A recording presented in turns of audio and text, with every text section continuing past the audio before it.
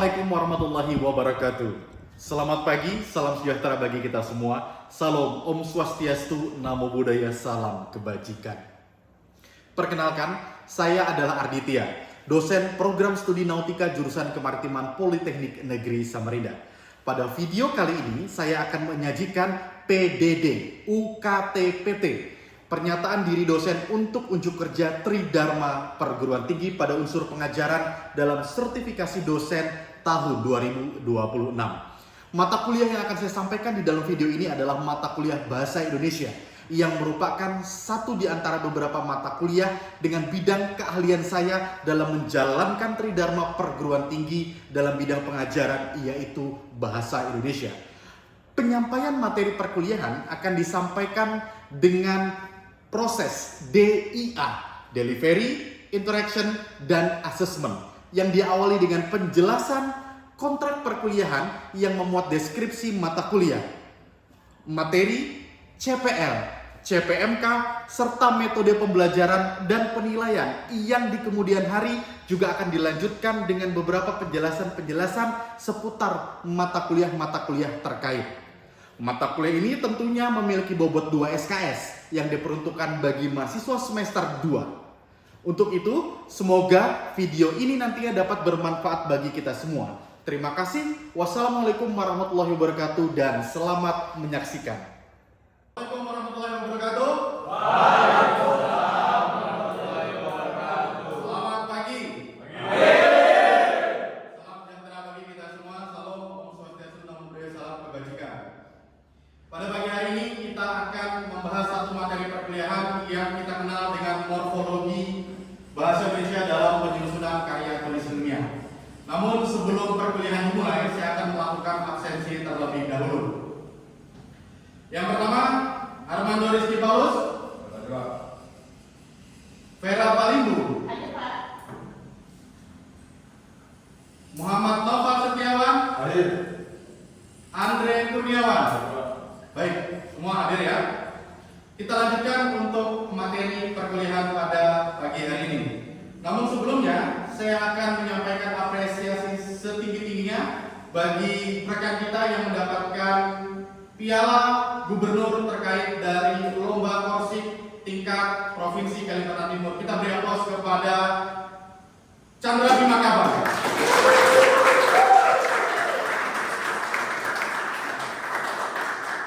Selamat, Chandra Bima Kabar sudah mendapatkan apresiasi dari rekan-rekan dan juga dari institusi. Semoga prestasi ini bisa menjadi contoh buat kita semua. Pada pagi hari ini kita akan membahas terkait dari satu materi perkuliahan yang kita kenal dengan morfologi bahasa Indonesia dalam penyusunan karya tulis ilmiah.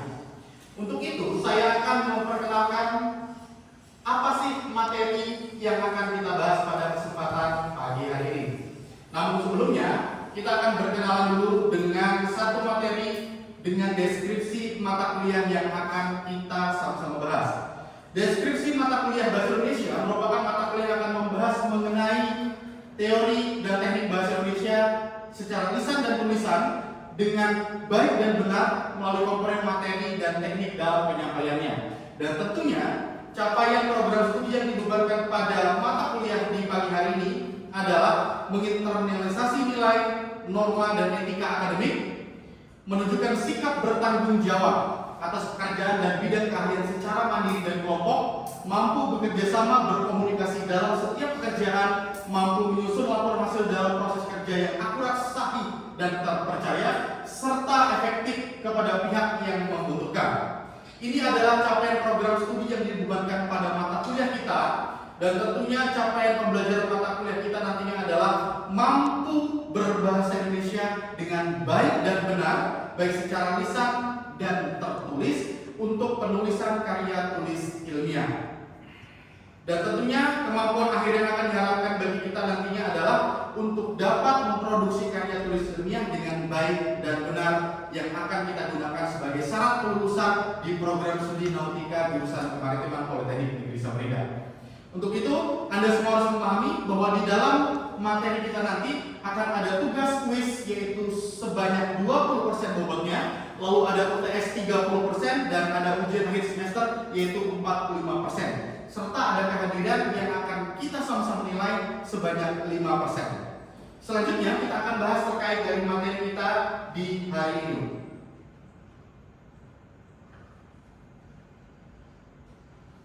Morfologi penulisan karya tulis ilmiah yang berada di dalam bahasa Indonesia merupakan satu materi yang cukup penting, karena di dalam materi ini kita akan mengenal seluk-beluk struktur internal kata yang digunakan untuk kebutuhan kita menulis karya tulis ilmiah.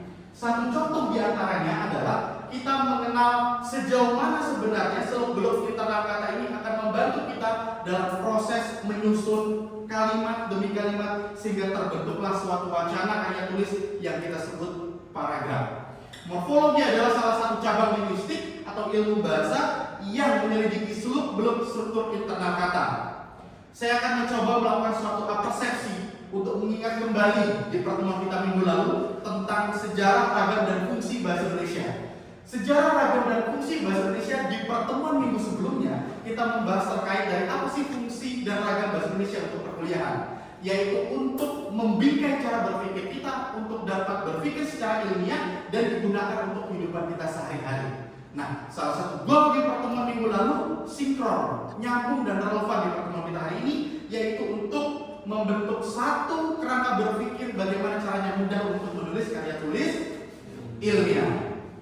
Bentuk dasar dari struktur morfologi adalah ada akar, yaitu adalah kata dasar yang digunakan untuk merangkai kata, merangkai kalimat yang akan kita gunakan untuk menyampaikan ide kita di dalam menyusun karya tulis ilmiah kita. Lalu ada beberapa proses morfologi yang kita kenal sebagai afiksasi, atau dulu saat kita SD kita kenal dengan proses pengimbuhan. Ada imbuhan yang kita kenal sebagai prefiks, itu adalah imbuhan-imbuhan yang berada di struktur bagian depan dari kata. Ada infiks, yaitu adalah di tengah, sufiks berada di belakang, dan konfiksasi adalah di depan dan di belakang. Dan ini merupakan suatu gabungan. Selanjutnya kita kenal dengan satu istilah yang kita sebut sebagai preposisi. Apa preposisi? Preposisi adalah struktur bagian dari suatu kata yang kita bentuk untuk membantu menjelaskan ide yang terdapat di kepala kita. Bagaimana caranya? Yaitu misalkan kita ingin membuat suatu kalimat, maka goal ada setiap kata di setiap bagian-bagian tertentu sehingga tujuan dari kalimat itu bisa tercapai. Kita ambil contoh. Andai kata kita ingin menyampaikan suatu ide yang harusnya diketahui oleh orang lain, maka kita harus menggunakan satu clue atau satu petunjuk yang terdapat di dalam bagian tertentu. Misalkan saja, arah tujuan. Saya ingin pergi ke Makassar, maka goal dalam kalimat tersebut sudah tercapai, yaitu kita menggunakan ke di dalam tujuan kita menjelaskan kepada orang lain bahwa kita ingin ke suatu tujuan tertentu, yaitu ke Makassar. Ada juga yang kita kenal dengan istilah konjungsi, kata yang menghubungkan. Konjungsi digunakan untuk membantu kita menegaskan suatu peristiwa kebahasaan tertentu yang akan kita gunakan untuk menjelaskan sehingga orang yang mendengar membaca tulisan kita jauh lebih memahami. Satu contoh yaitu kita membuat satu kalimat dengan unsur mempertentangkan. Anak itu, ini sebuah contoh. Anak itu rajin belajar, tetapi ia malas datang ke sekolah, sehingga ia tidak lulus. Ini kan dua hal yang kontradiktif ya. Dia rajin belajar tapi nggak mau sekolah. Ya sama aja bohong ya. Artinya kontradiktifnya dari mempertentangkan ini adalah satu hal yang dapat dipahami oleh pembaca atau orang lain jadi satu hal yang memang menjadi unsur pertentangan. Maka petunjuk di dalam konjungsi ini akan membantu kita untuk mentransfer atau memahamkan pembaca dan orang lain di luar sana bahwa di dalam kalimat itu tentunya ada goal atau tujuan-tujuan, dan satu di antaranya menggunakan konjungsi dari beberapa kata-kata tersebut. Selanjutnya ada yang kita kenal sebagai partikel, bagian kecil dari suatu bentuk seluk-beluk internal kata dalam morfologi. Contoh, misalkan saja adalah kata K. Ya, unsur partikel K. Unsur partikel K ini biasanya digunakan untuk menambahkan unsur pertanyaan. Siapakah? Apakah? Ya. Dan kata K itu tidak hanya sebagai bagian yang menempel begitu saja, tetapi bagian itu menjadi bagian yang penting untuk menambahkan bahwa unsur ini adalah unsur dalam bentuk pertanyaan. Begitu juga dengan per, ya. Per 1 April gaji Anda naik Rp1.500.000. Nah, tentunya ini merupakan menjadi bagian-bagian ketentuan dari periode, ya. Makanya menggunakan kata per. Selanjutnya kita akan mengenal dengan satu materi yang kita sebut sebagai singkatan. Apa itu singkatan? Singkatan adalah suatu bentuk pemendekan, ya, kata, gabungan kata, dan beberapa hal lainnya, sehingga aturan-aturan itu juga hampir sering kita temui. Namun ada persoalan yang mendasar. Ada sebagian orang tidak memahami apa perbedaan antara singkatan dan akronim. Coba kita lihat. Singkatan, syarat yang pertama adalah biasanya untuk nama orang, gelar, jabatan, atau pangkat. Contohnya adalah Abdul Haris Nasution, Haji Hamid. Ini adalah nama orang, gelar, sapaan, jabatan, dan lain sebagainya. Lalu ada singkatan juga dengan unsur setiap kata bagi nama lembaga dan ketatanegaraan. Contoh, NKRI, Negara Kesatuan Republik Indonesia. Lalu apalagi Universitas Indonesia. Dibaca UI. Ya, nanti akan ada perbedaan mendasar antara singkatan dan akronim. Saya yakin dan percaya ketika Anda menulis tugas akhir, pasti banyak sekali singkatan-singkatan di dalam tugas akhir Anda. Anda harus bisa membedakan mana singkatan, mana akronim. Cara bacanya pun berbeda. UI dibaca UI, tidak dibaca UI. Kenapa tidak dibaca UI? Karena dia masuk dalam unsur singkatan yang cara membacanya adalah per satuan huruf. Baik.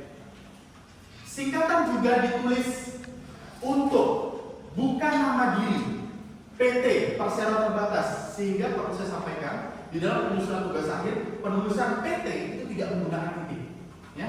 PT Agus Sutalen, gitu saja. Jadi tidak PT titik Agus Sutalen, sehingga itu menimbulkan satu persoalan nanti. Lalu ada yang kita kenal dengan singkatan terdiri dari 3 huruf. HLM titik halaman, ini resmi, bisa digunakan dalam tugas akhir. Lalu ada DRL dan lain-lain. Ya, ini merupakan satu peristiwa penyingkatan 3 huruf yang kita kenal dan itu sudah resmi. Singkatan yang terdiri atas 2 huruf yang lazim dipakai untuk surat menyurat. Misalnya saja seperti A.N atas nama, D.A dengan alamat. Nah, ini adalah singkatan-singkatan yang kita gunakan untuk penggunaan 2 huruf. Ada lagi singkatan lambang kimia, kuprum, sentimeter, dan tentunya ini sudah lazim kita kenali ketika kita belajar di bangku SMA. Lalu kita kenal dengan satu istilah yang berbeda, yaitu adalah akronim. Apa akronim? Hampir sama dengan singkatan, namun akronim memiliki ciri khas dan kecenderungan tertentu. Biasanya akronim-akronim ini memiliki genre atau jenis tertentu, seperti misalnya kita lihat di syarat yang pertama. Akronim nama diri yang terdiri atas huruf awal setiap kata ditulis dengan huruf kapital tanpa tanda titik. Biasanya adalah nama instansi, BIN, ya. Membacanya tidak BIG, tidak BIN, tapi BIN dan BIG. Akronim nama diri yang berupa gabungan suku kata, gabungan huruf dan suku kata biasanya ini ditulis dengan huruf awal itu kapital. Contoh, Bulog, Badan Urusan Logistik. Bappenas, Badan Perencanaan Pembangunan. Ini adalah gabungan dari beberapa kata sehingga membentuk satu akronim, ya. Lalu ada lagi adalah akronim bukan nama diri. IPTEK, Ilmu Pengetahuan dan Teknologi, ini adalah jenis akronim dan dia jenisnya adalah bukan nama diri. Pemilihan umum, ini bukan nama diri sehingga dia tidak ditulis dengan kapital. Pertanyaannya adalah bagaimana Pak cara menentukan nama diri dan tidak? Nama diri itu adalah nama suatu bagian instansi yang itu melekat pada identitas. Contoh, Bulog, Badan Urusan Logistik, ini merupakan suatu badan yang ada di Indonesia dan ini nama dirinya. Lalu ketika kita mencontoh akronim yang selanjutnya, IPTEK, ini bukan nama diri. Tidak ada identitas suatu institusi di sana, sehingga penulisannya tidak menggunakan kapital. Baik, terima kasih. Itu tadi materi secara singkat, padat, dan jelas terkait dari morfologi bahasa Indonesia.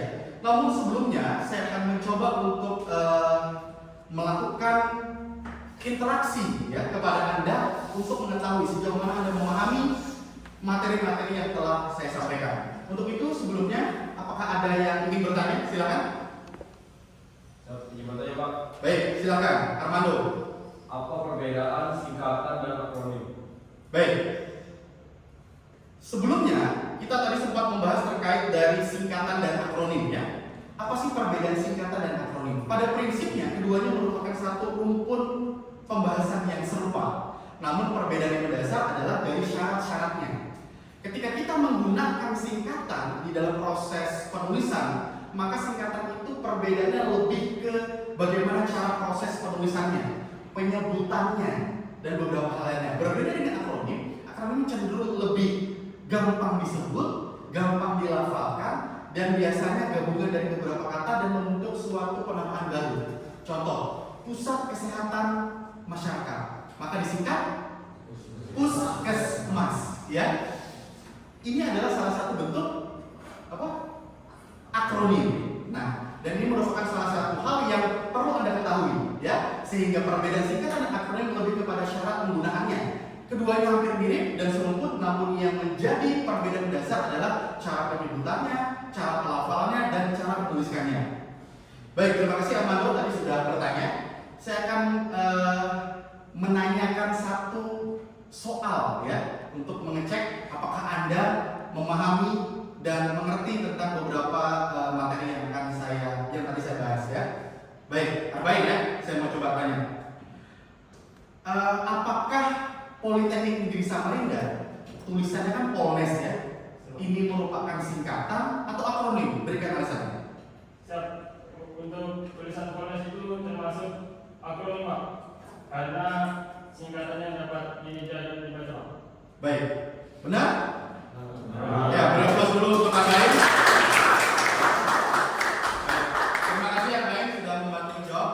Secara umum Anda saya yakin sudah mengerti dan memahami beberapa konsep singkatan dan akronim, dan saya cukup apresiasi terkait dari pembelajaran hari ini. Kesimpulan dalam pembelajaran hari ini adalah morfologi bahasa Indonesia sangat penting untuk kita bahas, untuk kita gunakan sebagai syarat dalam proses penulisan karya tulis ilmiah. Ada beberapa hal kecil dalam proses penyingkatan dan akronim yang salah, tentunya akan membuat kita salah mempersepsikan suatu hal dan orang lain yang ketika membaca dan berinteraksi dengan kita langsung tentunya akan menjadi keliru, salah, dan berbahaya dalam proses komunikasinya. Demikian, mudah-mudahan bisa menjadi manfaat bagi Anda semua dari kesimpulan pembahasan kita di pagi hari ini. Terima kasih atas kehadiran Anda. Mudah-mudahan di pertemuan akan datang kita akan membahas materi yang jauh lebih seru, jauh lebih intens terkait dari proses penulisan karya tulis ilmiah, karena kita akan membahas terkait dari semantik bahasa Indonesia. Penasaran? Nanti kita akan bahas di pertemuan minggu akan datang. Demikian, selamat pagi. Wassalamualaikum warahmatullahi wabarakatuh. Salam, Om Swastiastu, Namo Buddhaya, salam kebajikan. Sampai jumpa.